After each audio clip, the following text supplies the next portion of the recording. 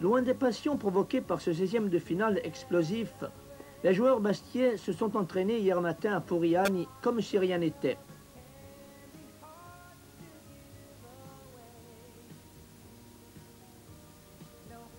Antoine Redin, qui a retenu la leçon de la rencontre de Metz, va donner à son équipe une coloration légèrement offensive.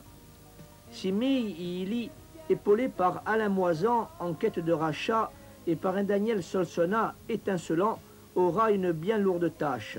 Défendre bien sûr, mais aussi et surtout aider ses deux attaquants de pointe, Jacques Zimaco et Thierry Meyer.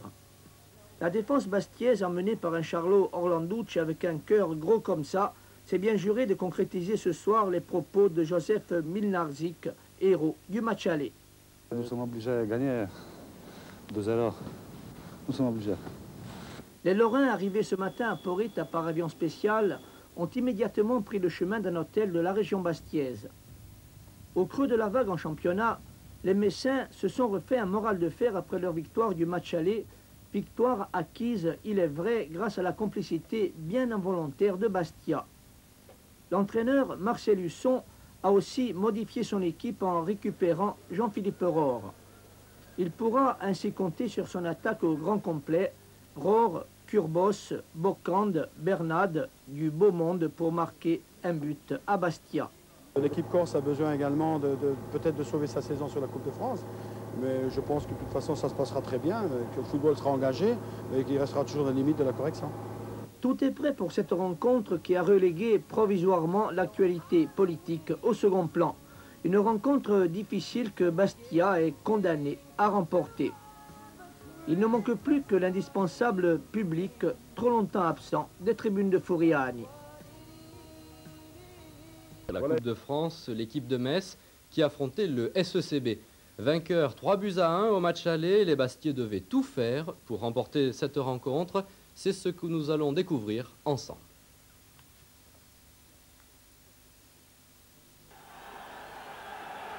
Jojo Petrignani, premier supporter du club, n'en croyait pas ses yeux.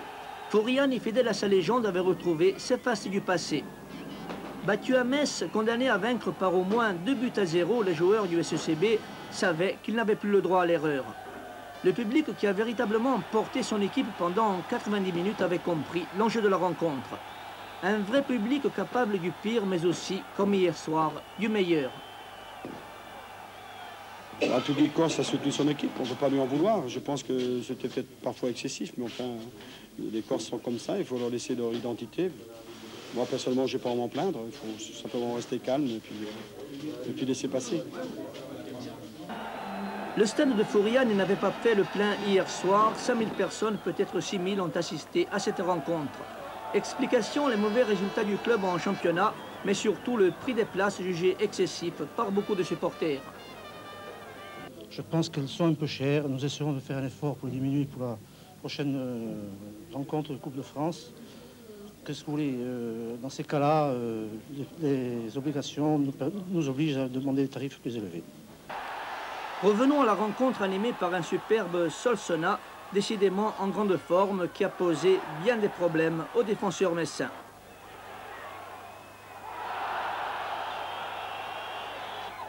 Bastia attaque et veut faire très vite la différence. Zimaco, ici lancé par Moisan, échoue de peu devant Ettore. Metz pratique un meilleur football et procède par de rapides contre-attaques. À la 19e minute, Milnarczyk sort devant Bocand, le joueur messin le plus dangereux. Bastia réplique, centre instantané d'Ili, Baraja souffle le ballon à Meyer, bien placé.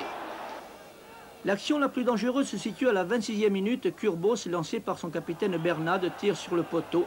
À cet instant, Bastia voit pointer l'élimination.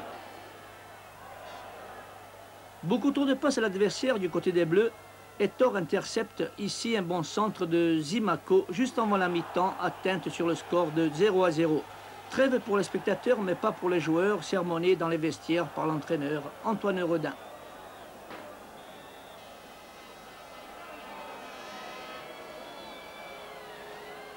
Bon, on a dit qu'il faut jouer au foot pour gagner les matchs. Il faut jouer, pas comme la première mi-temps. Les Bastiais ont retenu la leçon et dès la reprise en 2 minutes, la rencontre va basculer.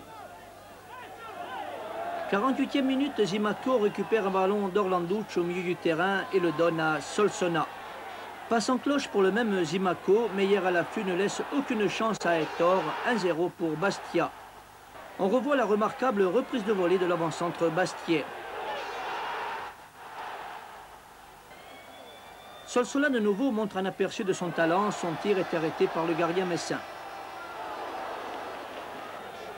60e minute, l'incident du match. Orlanducci, qui n'apprécie guère l'entêtement de Kurbos à lui reprendre le ballon, se fait justice lui-même et envoie l'avant-centre lorrain au tapis, la magnifique uppercut.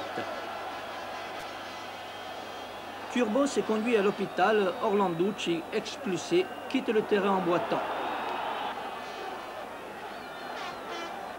Reguadis, les Bastiais continuent à attaquer, mais Bocand, très actif, pose de sérieux problèmes à la défense corse. Même problème du côté lorrain, derrière c'est la panique, Zappia dégage n'importe où.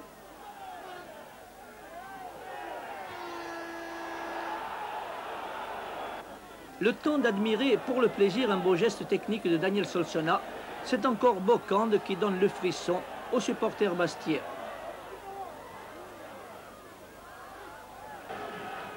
« 75e minute, corner tiré par Solsona.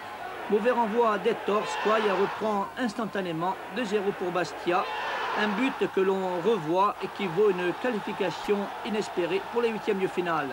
Mais les problèmes de Bastia sont-ils résolus pour autant? Réponse du président Vandaz. Les problèmes financiers, nous sommes actuellement courageux pour essayer de les régler. C'est sur la bonne voie. Le syndic s'y est attelé aussi bien que moi. Je pense pouvoir annoncer en fin de saison une très bonne nouvelle pour Bastia. Un bon point pour l'arbitre, M. Quignou, excellent hier soir, et pour le public qui a cru jusqu'au bout à la victoire de son équipe. Bastia Reguadis a réalisé un véritable exploit face aux tenants de la Coupe de France. Place aux huitièmes de finale qui se dérouleront les 9 et 16 avril. Contre qui? Réponse jeudi prochain.